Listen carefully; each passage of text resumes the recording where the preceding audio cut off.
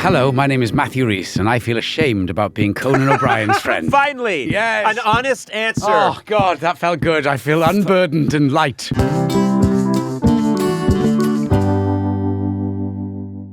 Hey there. Welcome to Conan O'Brien Needs a Friend. I put a little pause between Conan O'Brien and Needs a Friend, kind of a dramatic, You know what makes it really dramatic is explaining it. I guess I had that coming. And you're fired. Okay, fair enough. Sona, Matt, how you guys doing? Good, how are you? I'm doing okay. It's a little bit of a follow-up. Yeah. The nation's gripped because recently I talked about my trip to the eye doctor. Mm-hmm. Sona Movsesian took me there, filling in for David Hopping, who went to a Midwestern wedding. Again, way too much backstory. Can I just say this is like a third installment in the ongoing saga of your eye? I say saga. I never say saga. Yeah, saga is weird. I've Yeah. never heard What saga. the hell was that? Yeah. You know what? You guys are right. And by the way, it was Bob Saga. Okay. Yeah. You guys are right, and that's probably worth stopping for. Yep. And you're not assholes. You're checking every box right now. Not assholes we're stopping for. I don't know why I still work here. No, I don't either. But I was going to Please say don't in leave. the saga Uh-huh. that it started with your eye pustule leaning on the mic, then your visit to the optometrist to do bits where you stayed for hours, and then now there's I did another so many great installment? bits You do so many bits. in that waiting room. So here's the thing. I have prescription glasses and they needed to make them a little stronger, but everything's fine. Are my eyes leaking a bit? Sure they are. Just they're dry. And What so are you need, even looking at right now? I'm worried about your depth of focus. what about my mental focus? That's what you should be working, because my brain is also leaking. You're saying it like, are my eyes leaking? Sure. Sure But they that's- are. Should that's they not be? normal. Yeah, oh, please. Ocular jelly is oozing everywhere. No, and so it's very common for people with my talent. It's just too much talent. And this is how sometimes the eyes reject the talent. And so Seeping out of you? Is that your talent? yeah, the eyes, it's like, is there going to be room for eyes or talent? And I always hang on to the talent. Yeah, you and so the Iron eyes Eyes try and Cody, leave. the two great wits of all time. So worked with Iron Eyes Cody, but that's a whole other story. I remember you told me. Anyway, back to the main story. They give me the drops I'm going to use. Everything's fine. Me peepers are fine. It's all good. And who needs eye jelly anyway, I always say. So I'm about to leave, and this woman said, hey, Conan, have you ever thought of contact lenses? And I said, I've never, ever used contact lenses. My distance is fine. I just mean pretty much for reading. I need a little correction with distance, but really not much at all. And she said, once you get used to them, they're really handy, and you wouldn't have to carry glasses around because you can forget them, and where'd they go, and did someone steal them, and let's put out a warrant. So I said, oh, sure. And she said, yeah, they're so thin now. They really work great. And she brought in some contacts and she said, I'll show you how to pop them in and pop them off. And I went, great. Cut to a montage that lasts about 55 minutes. Not that I was timing it or anything, with Sona in the waiting room. And the woman saying, no, you just, and me holding my eyes open and trying to jab it in there, but I've got fluttery eyelids that are like, ugh, and I've never liked people getting near my eyes. And she said men are more prone to that than women. We just, and I've noticed it in the makeup chair forever. Whenever people get near my eyes, I grip the handles of the chair and I could crush them. I'm just so freaked out by people going near my eyes. I kept trying and failing and saying, I came up against something I just couldn't do. And I'm not used to that. I'm not bragging. I'm a bad athlete and there's a million things I can't do. But this, I just thought, I'll be able to do this. And I couldn't do it. And when I was done, both my eyes were so red. Did you get them in? They finally got them in. And then it was time to get them out. That was a whole process. And I, of course, doubled down on, I don't even know that I want contacts, but I am not losing this battle. So I'm not wearing them now because I wanted to give my eyes, they said, give your eyes a rest for a couple of days because it looks like I went 7 rounds with the champ. I came out of there. You saw my eyes. You looked really stoned. Yeah. You did. You had like a glazed over look. It looked really stoned. Yeah. You my were eyes really were having struggle. You were my really eyes were struggling. so red. And I couldn't believe this is something people do all the time. Have you ever worn contacts? That's funny you should say that because I used to wear contacts. I hated them. And when I went for the first time to try them on, the optometrist was trying over and over to get them in my eyes. And he finally put them down. He sighed and he went, I don't know how to say this, but you have abnormally strong eyelids. What? And I was like, of course. You know what? That's what I said. The strength I have is eyelids and not like biceps. Or When your wife saw you on the beach, she was like, gee, yeah. When I winked you at got her. strong eyelids there, mister. But I have astigmatisms and I just can't handle them. They dry my eyes out. I don't like them. I do too. So does Conan. Yeah. He has an astigmatism too. Check us out. Whoa. So did you? We're cool. But Sona, you got used to it. I wonder if me You don't, saying there's a that microphone right in front of your mouth. Oh my God. You Oh were my God, you what were doing an asshole. announcement on a Oh my cruise God. ship in a storm. Oh my God. You were telling people to get back into their cabins. You asked the lady a question. I know, but she started to do this. I'm channeling my rage. Eduardo, I'm be fair. channeling my rage. Eduardo, be fair. You don't have to answer. You can plead the fifth. I'm channeling I'm taking deep breaths and I'm Okay. channeling it right now. Okay, go ahead. Tell your story. Give it to him. Don't channel I him. wonder if me telling you that I was able to do it when I was 12 may have contributed to you getting more kind of like, well, I can do it too. Because I kept saying I did this when I've been wearing contacts since I was 12. A girl of 12 can wear contacts. Yeah, And you can't I do was it. You know, just like, I first of all, I'm okay. I'm an ally of all women, and boy. and I empower you, and I'm happy Oh for my you. God. Let me just what's This is that? awful. What'd you say? Well, I want to say that Now, I've worn Billy, you can back off the mic. I've worn contacts, but Eduardo has a very special contact situation that I think might. Is this going to prove helpful to Conan? Possibly. Maybe. I think you guys are all wusses. Yeah, but you too. I do I'm want cool. advice. I'm cool. I do want advice, and also I'm telling you this: David Hopping told me that his mother teaches people how to put contact lenses in and out. Yes, seriously. And that I'm going to have a Zoom with her. But what is your advice? So I wear scleral lenses, which are the brag. Yeah, so it's a very specific type Is of this contact a company owned by former Judge Scalia? lens. How did you know? No, it's for I use condition. Ginsburgos. But I have to use this. I hate you. I hate you No, so much. that was good. I hate you so much. Look at me. Look at me. I wish we could do a thing where I pull a string and confetti comes down on me. And I would do this. Okay, Fair's go fair. ahead. He was wrong to assault you, but that was funny. That Yeah. was funny. Okay. I have a plunger that I have to use to take out my. That's the plunger. And you're Contact. calling us wussies? Yeah. Are they No, but I hard? have to take it out with this because they're rigid gas permeable lenses that I have That's to a wear. man. Also, so you have a little plunger, That's a man. which you use a little plunger for your eyes For my contacts. and occasionally for a mouse's toilet.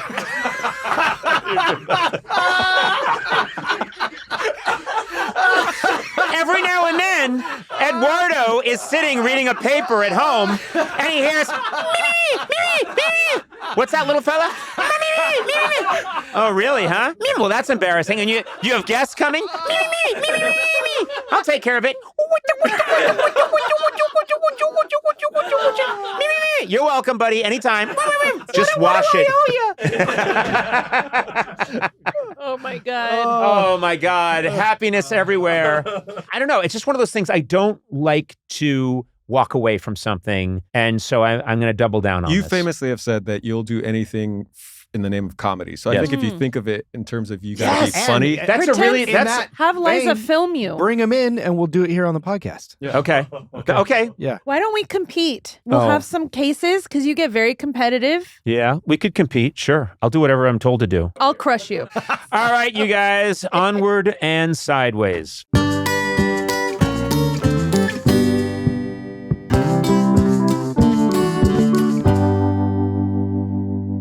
I'm going to come right out with it. Oh, God. I developed an insane man crush on you. The first time you were on the podcast, it was, I believe, during the pandemic. It was. And you were virtual. And I Yes. thought, I like this chap enormously. And I was a big fan of your work. Then you came in and did it in person. And my heart's been fluttering ever since. Oh, stop your giddy Irish ways. Keep going. I can't. No, go on. It's literally, stop, but go on. Yes, always. So many confusing signals. I know. You are an absolute delight. You're an imp. Yeah, you omitted the CH before that, didn't you?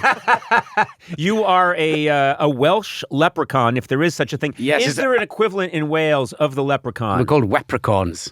Yes. Okay, they have weapons. Okay. Weaponized leprechauns. I was like, oh my God, I want to just go hang out with this man. Let's do it. And I had, not just yet. Oh. Let's do this first. Sorry. And then we can monetize it. And then you and I will hang out and we'll spend the profits. But I'm going to tell you a quick secret, which is that you were talking about a boat that you had purchased, that you had fixed up yourself. Yes. And you were floating this boat around the Hudson River? Yes. The East River? The East and the Hudson. And the harbor of New York. And you were driving it around. Yes. And so I was intrigued, intrigued by our conversation that I looked up a photo of you in your boat. Yeah. And I thought, well, that's a handsome looking boat. And then I start doing a deep dive on the boat and up popped a model. A replica of that same type of boat popped up. And I said, I'm going to get that from my man crush. Eat your heart out, Oliphant. Matthew Rhys. And so it popped up and I said, I'm going to get it. And then I hit on the screen. It's quite expensive. Oh, yes. And suddenly I lost my tumescence for this boat. Yeah. But part of me is thinking, I've got to scrape up the money and get you this model. It's a model of the boat that you have. It's this, and I feel like, Adam, we have to scrape up the funds to make this happen. He's giving the thumbs up, and you'll pay for it. Maybe. Or there's no. I'm asking him. There's no microphone on him. You'll pay for it, and that's a nod. Yes, good. Well, I'll get this for you. No. Well, surely we can start some kind of Kickstarter now. A GoFundMe that begins right now. Can I tell you something? Yes. People love it when celebrities start a Kickstarter for a childish amusement that they will keep for themselves. Yes, especially men, because they will relate to it. They said, he needs that model. It's the model we've all deserved. It checks a box within our emotional hearts. I want to connect with you, and I'm going to start by saying, let's start with so much to talk about because I adore your work, but Wales. Let's start with Wales because that's the secret to cracking this gentleman. Wales. Yes. You are Welsh through and through. I am. And there's so much that I don't know about Wales. Yes. I really don't because it's a mystery to me. I know that you don't use any vowels when you write something. They were outlawed by the English in 1282. They stole your vowels. Yes, take their vowels. That'll learn them. Yes, they'll drown in their own spit. So I know that it's very important to you, and the Welsh language is very important to you. It is.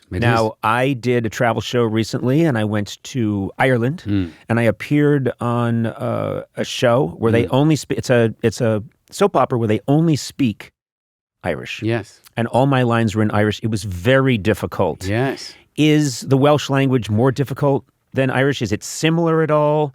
Help me. I would say it's akin in many ways in its difficulty level as to learning. Yep. Ironically, for two Celtic languages, they're very different. Where Welsh is far more similar to Breton, northern France, and Manx in the Isle of Man. If you see those languages, Cornish as well, you can see the similarities with the Scots and the Irish. They share that similarity. But with regard to kind of hard guttural sounds, I think we're right there with the Irish. Yes, it sounds like someone has thrown silverware down some stone steps when you guys speak.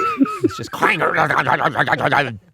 I'll be taking that one home. Yeah, that's yours. Thank you. And I'll get you the model. A gift. And this, it is important to you that Welsh is spoken in your home occasionally. Is that right? You're trying to teach it to some of the children? I am, with varying degrees of success. But, Keri and I have a 9-year-old son, and I spoke to him purely in Welsh from the moment he was born and continue to do so. Really? How's he doing at school?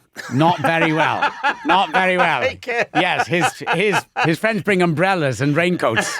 He's been held back 15 times. Yes, which is hard to do for a 9-year-old. It is, but he's managed it. He's now at the point, and it kind of kills me a bit. But obviously, as conversations become more evolved and more complicated, and I realize if you haven't introduced more complex Welsh words early on, now when I speak to him and I bring in a complex Welsh word, he'll just say, "Oh, just say it in Mama's language." Yes. So and I go, "Oh, rats!" So I feel the beginnings of starting to lose him, which sort of breaks my heart. But not lose him maybe for now. I know it'll peak and trough and ebb and flow. My hope is, well, that's what I'm threatening him with.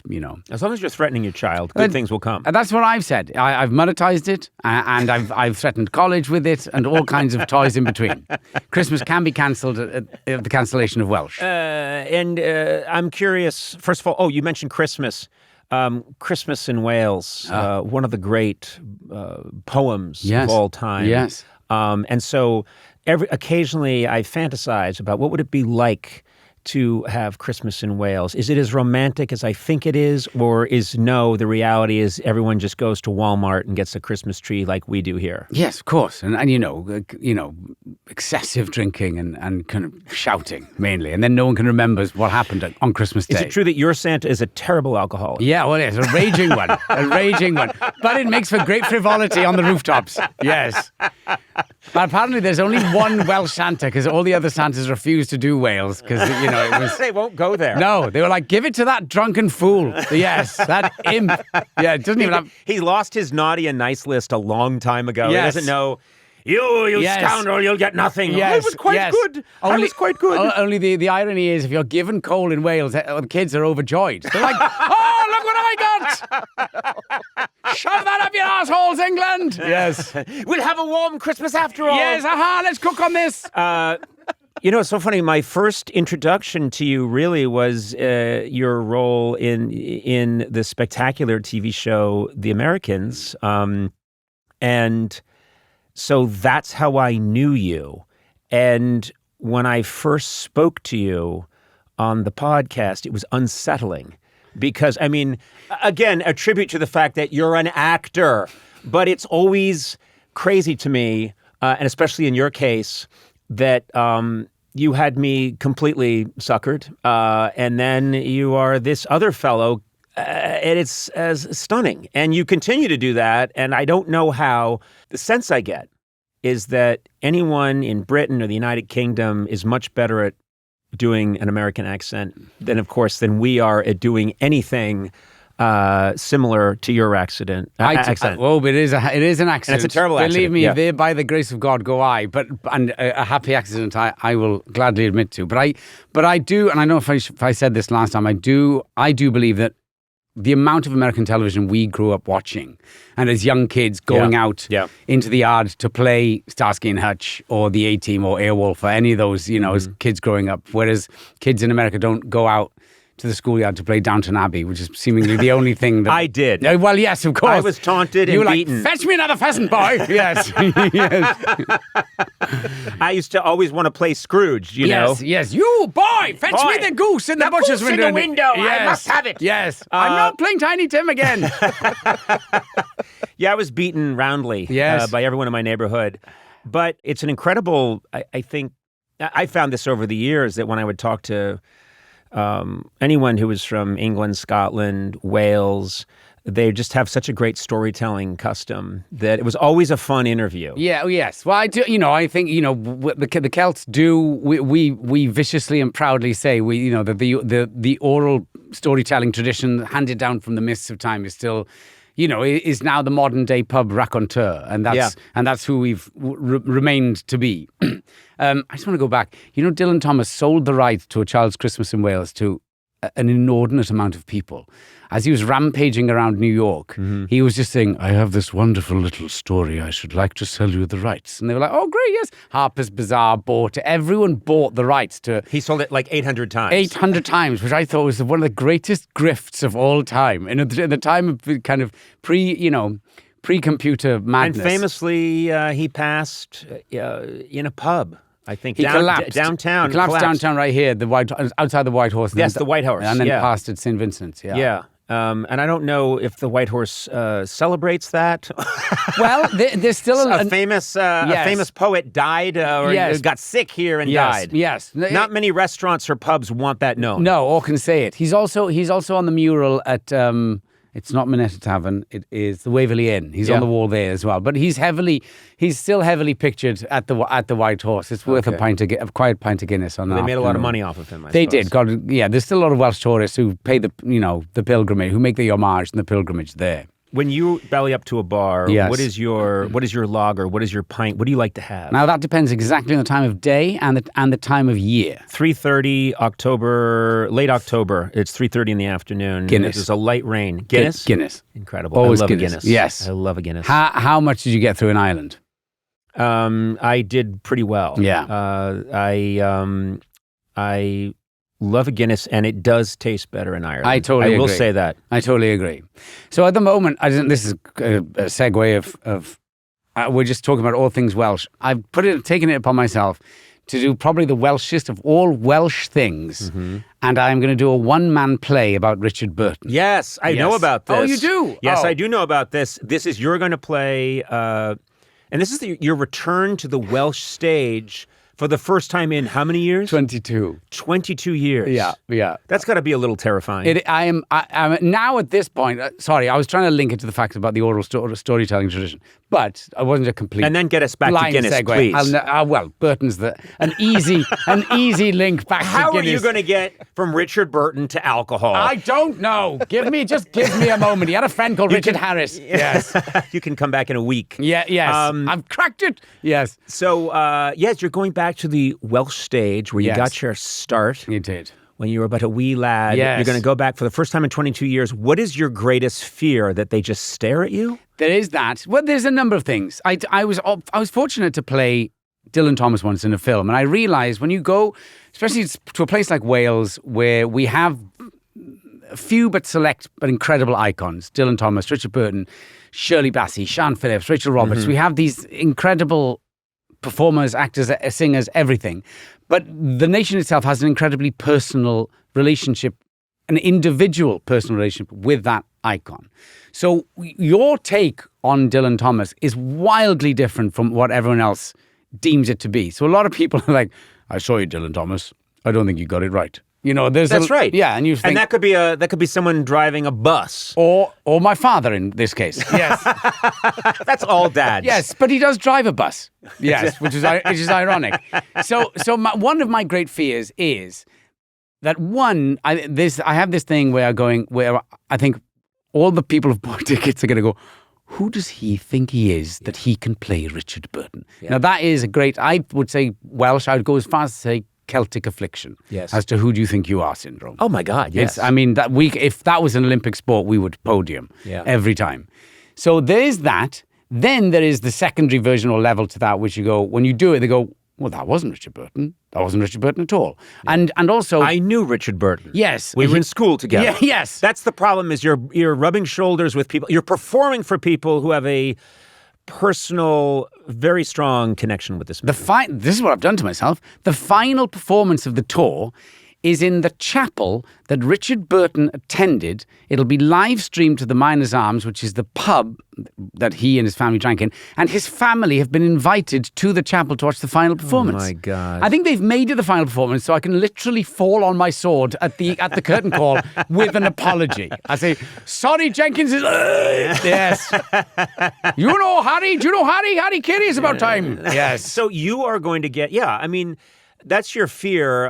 My money's on you. I'll say that. Thank you very much. much. I think one of the finest actors alive, and I think that you will carry it off gloriously. But I also fear for you terribly. Well, I'm very excited about another matter involving you, Mr. Rhys, if I can call you Mr. Rhys. Yeah. Mrs. Rhys doesn't seem right. Mysteries. Histories, mysteries. Oh, that should be your podcast. Yeah. Where you talk about history that's not true. I am a massive fan of the historian Mr. Robert Caro. I've read all of his works. I've interviewed him. I stalked him for a while. I think he's just a treasure, as they say, national treasure. Yeah. And one of his great books, maybe one of his greatest books, if it's not the Lyndon Johnson series, The Power Broker about Robert Moses is one of the most amazing historical works in history. And I understand that you may be working on some kind of version of The Power Broker. We are working Who is we? on. Oh, maybe you're not allowed to talk about this yet. No, I don't want to well- get you in. I mean, I do want to get you in trouble, Well, yes, but not for this. But for remember another- last time, yes, you very kindly bailed me out. Yes, there's a What can you say? Why don't you just say what you can say? there is a select group of us who have approached a very well-known bunch of criminals. streaming platform. There are a few of us, Yes. known criminals who are Yes. conspiring. Yes, but at the moment, Mr. Caro has he doesn't have an issue with handing over the rights to the power broker. Yep. Other agencies and publishing houses do. So at the moment, it's in this stalemate whereby I know the flicks called Net are trying to Work things out. yes, and acquire the rights to the power broker. It's been pitched. They do want to do it. Is it possible then that you would play Robert Moses, the man who, more than anyone, created the New York City that we know today? Yes, that's basically the fundamental pitch. Okay. I have no sway in this business at all. I have a little bit of sway with Robert Caro, just because I think he knows me. I've interviewed him. He knows I'm a huge fan and an acolyte of his. But I would do everything in my power to make sure that you play. I think you'd be amazing. And I think that would be just a terrific project. I certainly think it's a story and a book that needs to get made because the sheer scale and scope of it.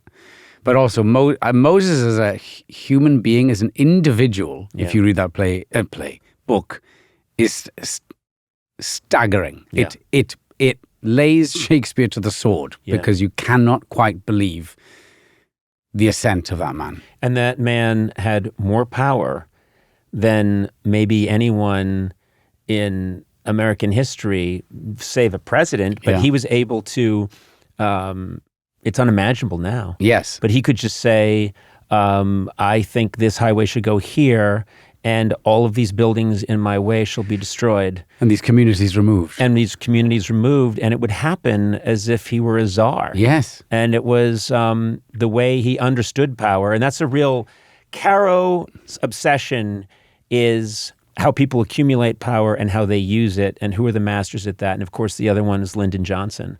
And it's just this thing that he writes about so well and he understands so well. That beautifully, beautifully put. I'm very talented. You are, but it's the understanding of power. I might be the Robert Moses of comedy.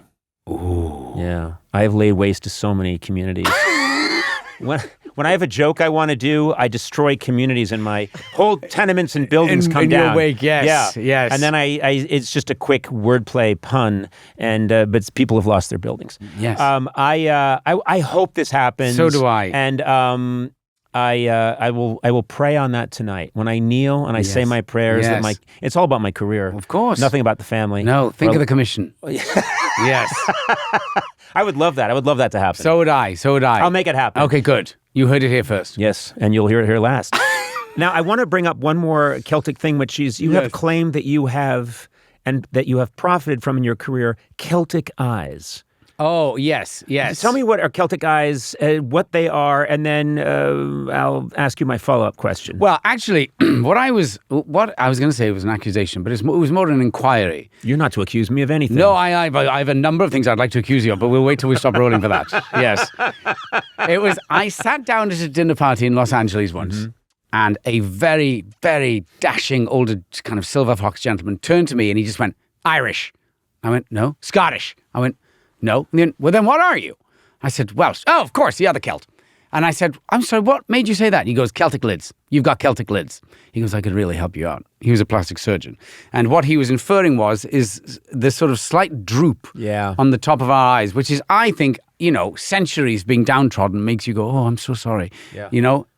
Genetically. And the coal dust. That does it too. It's everything, yeah. It's having... It's both emotional and practical that you keep dust out of your eyes, but also you take your place, in society and apologize for being there, more importantly. And so, yes, it was suggested. And he wanted to, first of all, these are someone was going to try and fix your, you say lids, I call them peepers.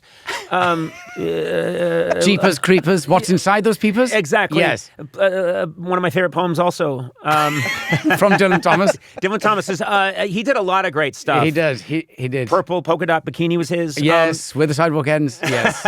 So I'm fascinated that anyone would try and touch those eyes because those are great. I would think they've been so useful to you in acting. Well, there's another moment when I was very lucky when the Americans was finishing. I believe it was the New Yorker that wrote a very nice article saying that I was like, what is it called? The king of downtrodden tragedy. And there was a photo of me, and I looked at the photo and I went, that's my resting face. I'm not acting. I'm not doing anything. That is what my face looks like. You can project whatever it is you wish upon that downtrodden face. And if you bleed in some emotional music, it might give you something cinematic. But at that moment, I was doing nothing. Yes. That's all it does. Cut you to the quick. It fans the flame of your imposter syndrome. That's all it does.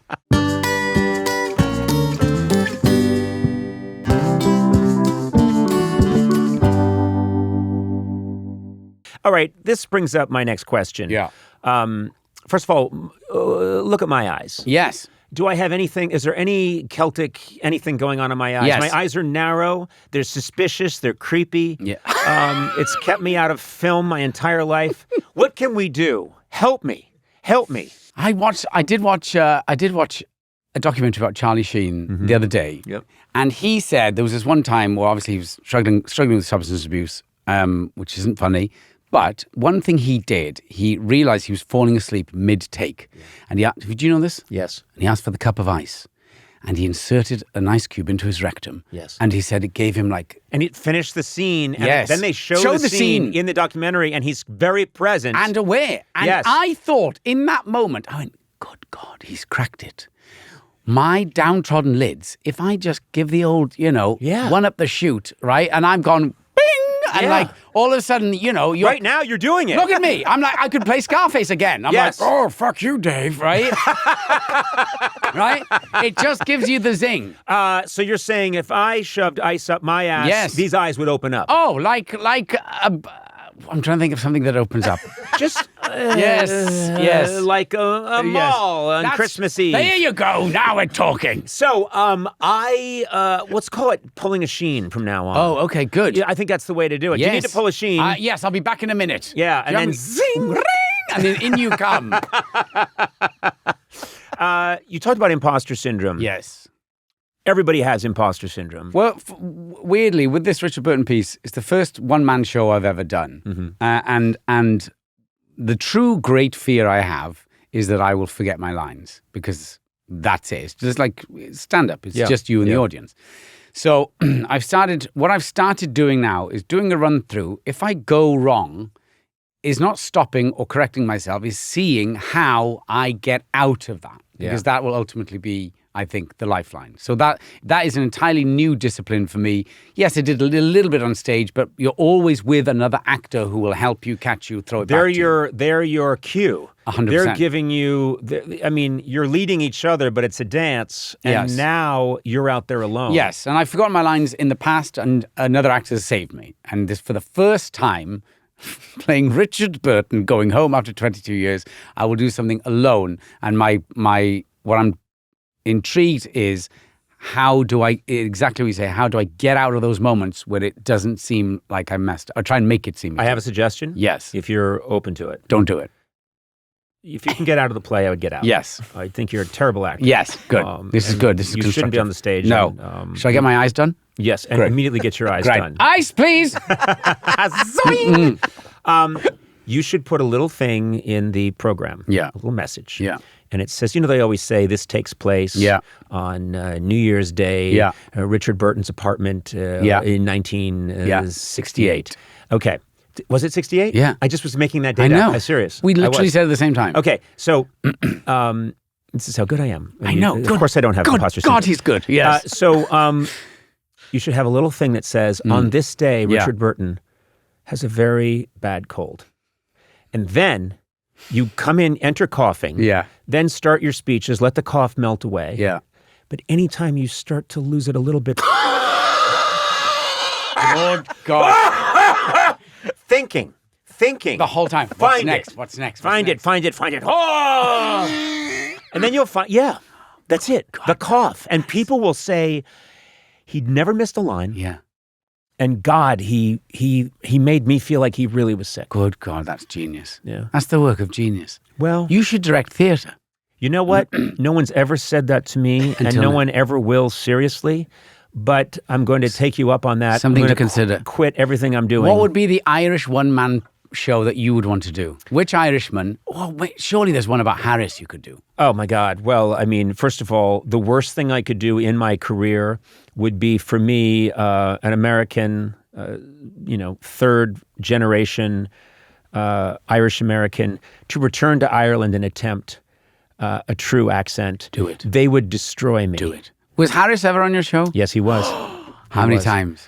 He was on once, I believe, and I watched the interview recently because one of the problems with doing so much volume, thousands and thousands of hours of television, 4 of them quite good, I decided that, oh my God, I remembered I got to speak to the great, iconic Richard Harris. Yeah. And I have a very dim memory of it. And then I realized, wait a minute, I can watch it. So I typed in Conan, Richard Harris. Yeah. He came up. I watched the whole interview. He was spectacular. And at one point, he finishes his story with great bravado and throws himself back in his chair, roaring, laughing. And his chair starts to tip over. And Andy and I kind of grab him and pull him back.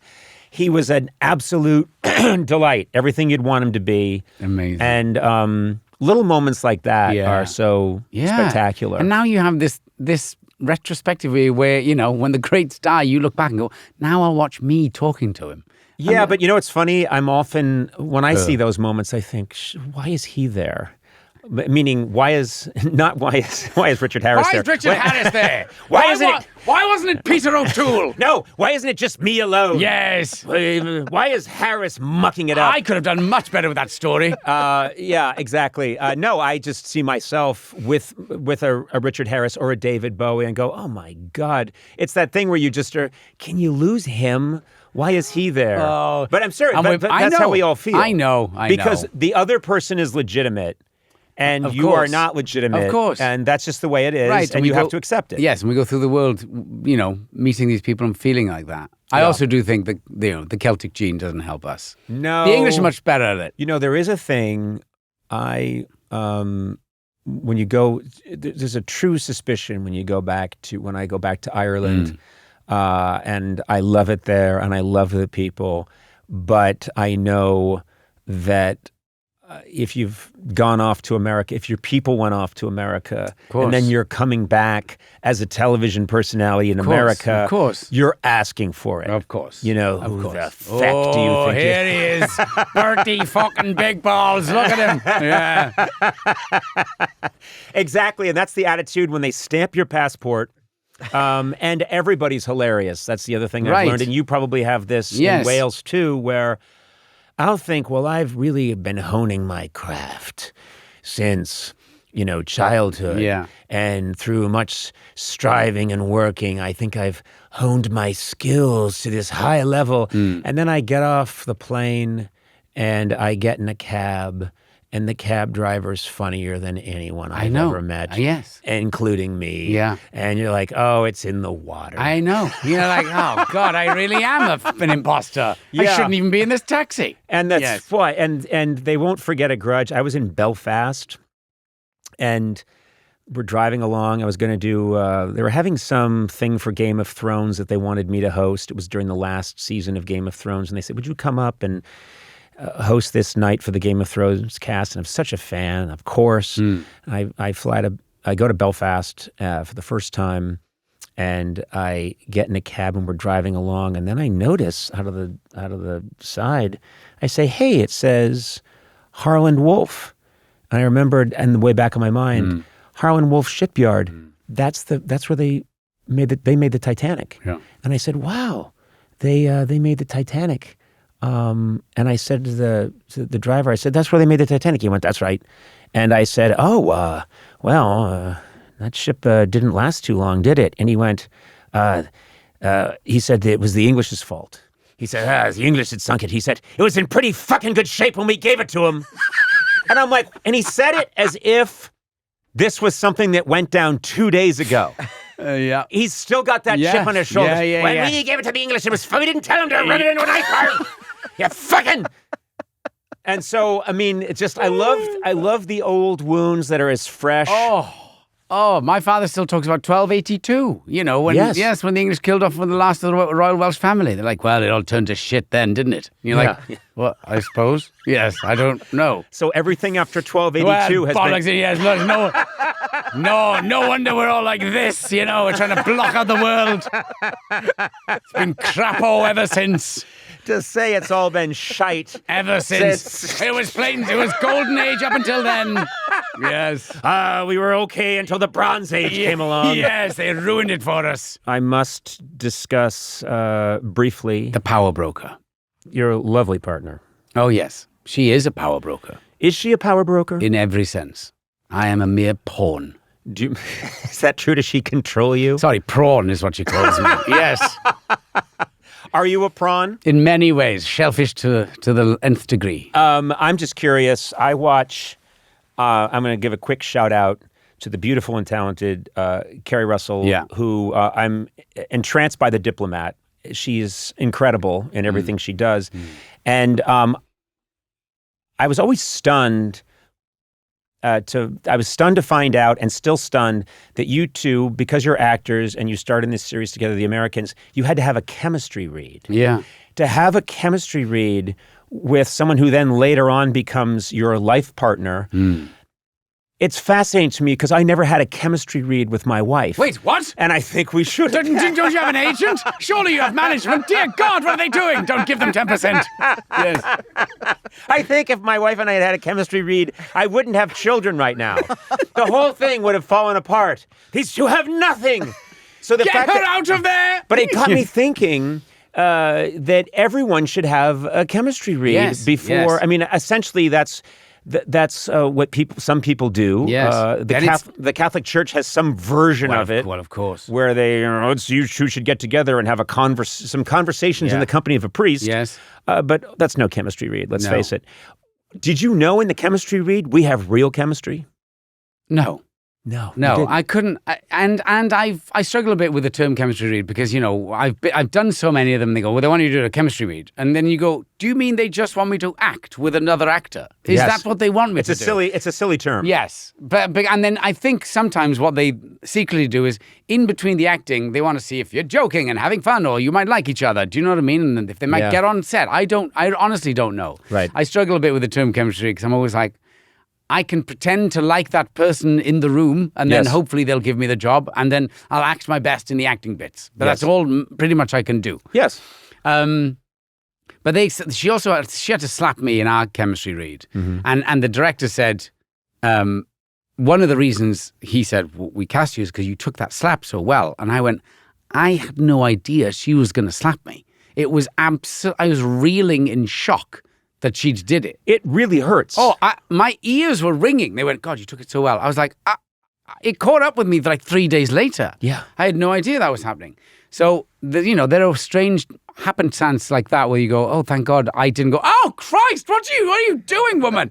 Is there tape rolling on this? Yeah, oh, yeah. It's so funny to me, the idea of your family being able to at any point look at a tape of this is when our parents met each other and it's you getting the shit kicked out of you. Yes. Well, they're like, well, that's like any Wednesday, really. But also...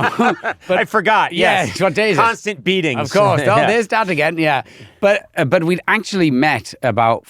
15, 16 years prior to that. Oh, wow, okay. And at a kickball party that Jennifer Grey threw in Los Angeles. And I'd asked... Those are famous. Well, those are famous debauched parties which is that she why throws. I fought my way in. I was like, God damn it! There's a reason they call it dirty dancing, and I'm making my way in. It can't really mean kickball. It must mean some other kind of kickball. It's code. Yes. So at the end of the party, I'd asked for her number. And I then very drunkenly left a message on her, back in the old days when it was beep, and she said some drunken Welsh idiot left her a message, and that was me. So we kind of reminded ourselves of each other after that. So I'd remembered that I'd met her many, many years earlier, but it wasn't the time and place for me to go, oh, guess what? Do you remember that fateful night when I opened a beer with a key on my thumb and I was inebriated and had to walk home and left you a message with all made of consonants, not a single vowel. I remember that when we did our first podcast, and as I said, it was during COVID, and it looked like you were talking in a basement. You were still there. You were shrouded in darkness. Yes. That's and my aura. It looked so sad. And then in the background, this angel walks by with a hamper of laundry. I know. And I was like, it's Keri Russell. And I put my creep glasses on and started filming. But she was... Telegram! Hey, Telegram, Miss Russell! It won't work, you're on Zoom! Yes. Damn it! Yes. Separated by Zoom. Oh, my creepy tricks won't work. I want to talk about this new project. And there's a little strange... I have some connection to this project that you've done, The Beast in Me. Yes. Which is that early on, I got... production company, and I've had this production company, and the wonderful and very intelligent, wise David Kissinger said, there's this script that I found that's amazing. He brought it to me. I read it. I think Jodie Foster had seen it. So Jodie came in, and we just started talking about how amazing this script was. Yeah. And we were doing our best to try and shepherd this thing along. But once people hear Conan O'Brien's involved, everyone flees. That imposter. Yeah. Yes. He's phoning it in. Again. Is he wearing those glasses? And did you get one of his telegrams? Yes. They're not real, Yes. And so time goes by, and then I find out that, oh, wait, this is actually going to happen. And it's going to get made. Yeah. But I wasn't sure. For a while, we were thinking, who is going to play this part? And then I find out it's Claire Danes. And then I find out that it's you. And I had no one would listen to me anyway. But someone did call me at one point and said, what do you think of for the part, for the second lead or the co-star of it? What do you think of Matthew Rhys? And I was like, I love that guy. He's got to do this. I want to have my name in something that you're in. And listen, I take no credit for anything. I'll demand money.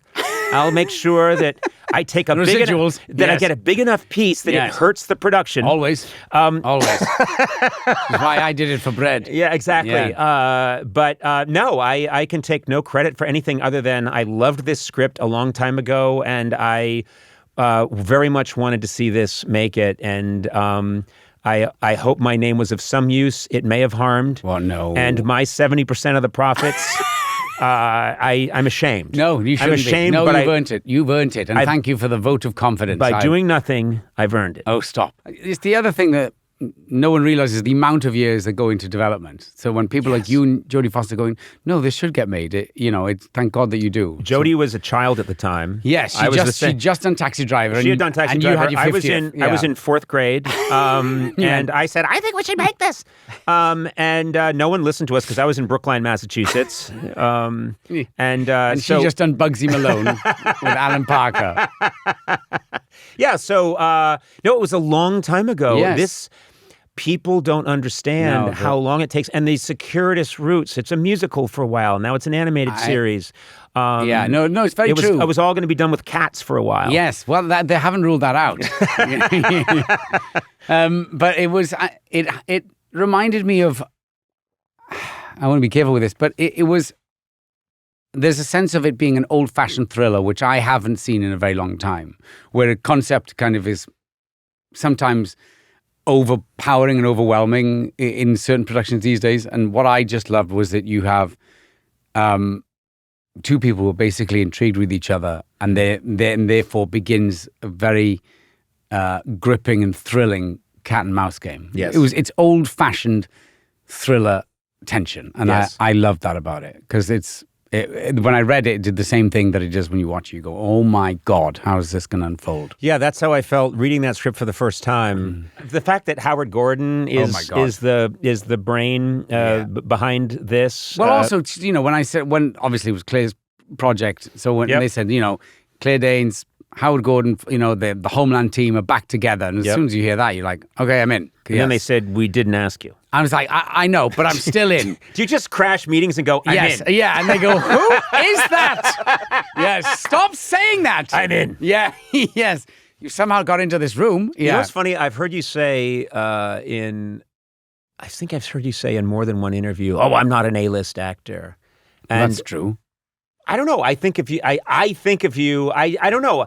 Maybe actors think about that more than anyone else, but I don't see why anyone wouldn't want you first and foremost for something. Because you're money in the bank. Money in the bank. You're 70% in the bank. What I want to start, okay, is in showbiz parties, just going up to other actors going, what letter are you?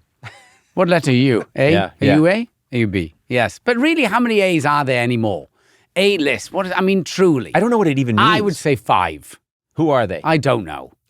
I don't know. See, people that's Biz Clipler. Your good Chaz old Maloney. Yes, crazy Saz Chaz. Dadarak. Is he still around? Sheila McGee. See, it doesn't mean anything anymore. No, I know. But who Mel Streep, A. Oh, Mel yes. Streep, A. Yeah, Harrison Ford, A. No, he's fallen Why? terribly. Because he's gone to TV. I think he's on radio now. He's doing ads. He said, go to that car wash. It's a good one. If you need to land a biplane on a golf course. But it's very personal. It's Meryl, it doesn't matter what your opinion is. She's up there. Always A. And Harrison Ford, yes. A. He walks on screen, you go, oh my God, because you've grown up with these. Some of that too is longevity. You've grown up with them. Yes. You're still a young lad. You need stop more. your ways. Stop your ways. Tom Cruise, another A. Yeah, sure. People who basically, when they walk on screen, you feel safe or comfortable because you go, oh, we're okay now. Right, but I think it's increasingly maybe an irrelevant term because everything's so fractured now. Yes. We used to walk into the old movie palaces and buy our popcorn and our sody pop, and we'd sit there and we'd watch the golden legends up on the screen. Yeah. Those days are over. We're watching things on an airplane. We're watching things on little screens on their phones. Yeah. I watch all the Academy-nominated movies on my phone. No, you don't. And sometimes I think that's still too big, and I crack the phone in half and I watch it then. Through one eye. Through one my squinty eye. Yeah, which one today? Yeah, exactly. Yes. I'll use the left for this one. Oh, yes, it's what they deserve. So, yeah. And also, we've we've read on Instagram what they've had for lunch, so there's no mystery. The mystery's gone. Well, that's why you should stop telling people what you've had for lunch. Why? People love it. I had an egg mayonnaise sandwich just before I came in. I'm 30 seconds from a heart attack.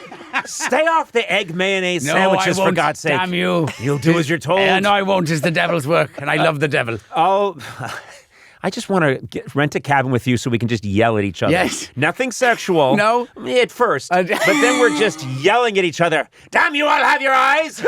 It's just you and I yelling at each other. It's basically Munity on the Bounty. Yes. But we're both vying as to be for who plays Captain Bligh. Who's Bligh? Yeah. Damn your eyes, sir! I feel terrible for one man right now, and his name is Eduardo. Eduardo does all of, I don't know if you can hear us, Eduardo. I hope you can. Is he doing this? He is doing all the mixing right now. Going, oh, God. And I think his board is probably on fire. Is that what we can smell? Because you've got a Welshman and an Irishman screaming at each other shouting into these very sensitive microphones. And he'll have tinnitus for life. Exactly. But he'll think of us. Yeah, and he'll know how to say tinnitus. And right? Most people don't. Oh, do you say tinnitus? I don't even say it anymore because I can't pronounce things over the ringing in my ear. Do you have it? I have it. Sorry, I have it all what? the time. Yes, What's that? I do. I want to get, why did the ear horn go away? The old ear trumpet that comes out that people used to, in 1920s movies, go, What? Yes. I want to get one of those in my dotage. And then it'll be selective because you can put it to your ear depending on who's talking. Yes. At what time. So, exactly. And with a hearing aid, people don't know, but if I have a giant horn that I hold up to my ear, It'll be great because I'll be listening to someone else and then you'll start to talk and I'll put it down. Oh, and that's the ultimate social tool. Yes. Yes. The ultimate burn that what you're saying means nothing to Yes. me. It just goes down and it never comes up. Slow horn down. Yeah, the SHD. You got SHD'd by your... Oh, yes. Oh. So am I coming back to your house tonight? What's happening? Yes, I'd say we'll stop off somewhere for a few cold ones and then text Keri that we're on the way. A few cold ones meaning ice for our ass. Yeah, yes. 2 5-pound bags, please. Would you like some ice? No, we brought our own. Yes. We both blow on our thumbs and it comes shooting out. Yeah. Oh, come on, David. Yeah, Grow up. It's not the first time. Yeah, Jesus Christ. Yes. Well, David's had to insert it most of the time. Yes. A weird Ice part me, of the David. job. Yeah. No, sheen me. Sheen me, It was David. not the Sheen me interview. up. Sheen me. Do you have Mr. Sheen in this country? The I furniture talked polish? to him. I talked to him on the podcast last week. Last week. Yeah, I talked to the man. He's doing well. Good. He's fine. He's in good, fine fettle. Great. Yeah. Good. Your eyes just went dead because I was talking about another actor. Yes. Well, there's 3. I was actually holding 3 Sheens in my head. I had Charlie Sheen, obviously. His wonderful father, Yes, Martin Sheen. Martin, and then also Michael Sheen, a Yes. fellow Welshman who terrific is actor. responsible for this one man, Richard Burton, because he'd taken over the Welsh National Theatre and said, come and do something in Wales. And I went, I'll come and do it. I admire you. Well, thank you. I I'd admire like to you. grow up and be you one day. Only I'm older than you. I am delighted when you stop by because I can tell my wife today, she's in New York with me, saw that I had a little joy in my step today. And I said, I'm seeing Mr. Matthew Rhys and I couldn't be happier. Well- you're hilariously funny Well- and you're a joy to be around. I hear you're a monster on set. True. But I wasn't on set, so I don't care. And I was just the wish beast. you all good things. I really do. Well, thank you very much. I appreciate those words enormously, especially coming from you. Such a great man. Yes. Let's elaborate on that. So I'm sorry. As a great man, or Maybe the more greatest- maybe the greatest man. Possibly. I was trying to get to that. Possibly the Well, let's great. get sooner. Sorry. The greatest man I've ever met. Yeah. Those- Maybe the greatest comic of all time. Well, that goes without question. Is it why it's written here? What? Sorry. What? We rehearsed Yes. this. I'm sorry. What else am I supposed to say again? It's all so embarrassing. Yes. Go with the gods, old Thank friend. you. Be well. Thank you very much, and a joy to be here as always. So thank you for the invite.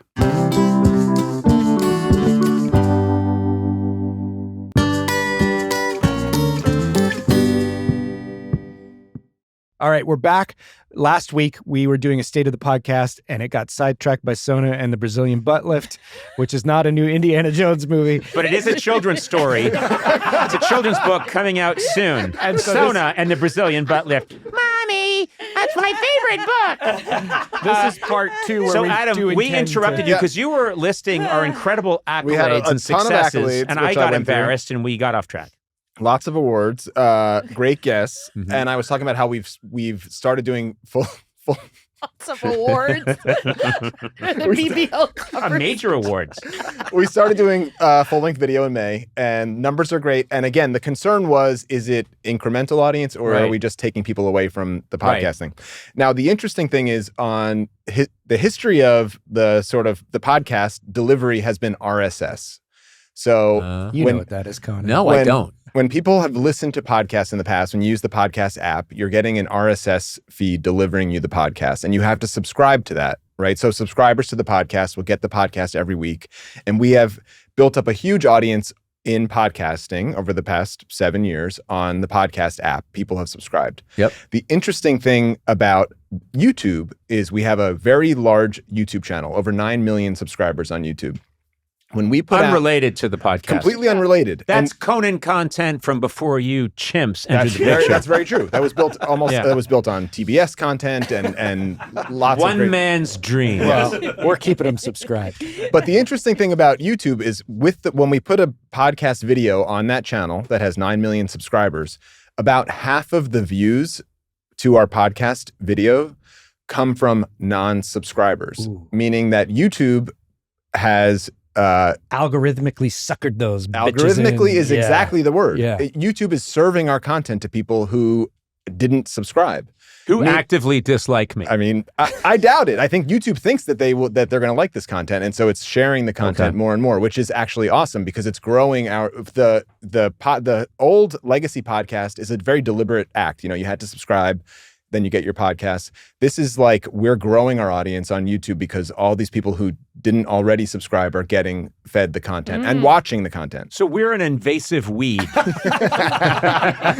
Best description I've ever heard of this podcast. Is Conan going to be like a YouTube personality though? Should he be like, hey, smash that like button? I mean, subscribe. yes, we probably, the crazy thing is, and we talked about this a little bit on the last time, but like because podcasts are becoming are distributed so much on YouTube, as 1 billion people a month are watching podcasts on YouTube, which is a crazy number. The sort of podcast world and the YouTuber world, Sona, that you're talking about, they're kind of merging. Like podcasters and YouTubers are all part of this larger creator economy now. And you're there. It's hilarious that no one has sat me down, including you, and talked to me about any of this. I think it's just That's what this is for. This is what this is. I know. I'm. We can't sit you down unless there's a microphone in front of you. So, or a camera. Turns out, that's incredible. You should become more of like a YouTuber. Like do some pranks and like unbox stuff. I'm gonna start unboxing stuff. Yeah. Here, drink this urine. Go. Yum, yum, yum, yum. We're going to start I don't even know enough about YouTube stuff. I don't either. Well, I will say, Conan, sorry to interrupt you, but the thing that you've joked about a bunch now, which is becoming more and more true, is that you're back to hosting a late night show because not only is YouTube the number one destination for people to listen to podcasts, it's also the number one streaming platform now and the number one thing that people are watching on TV in their living rooms. So you have essentially just gone back and created another talk show. I make this joke repeatedly, but it's so funny to me that I deliberately left late night after 28 years. I loved it. I enjoyed every second. I said, that's good. I'm going to go now.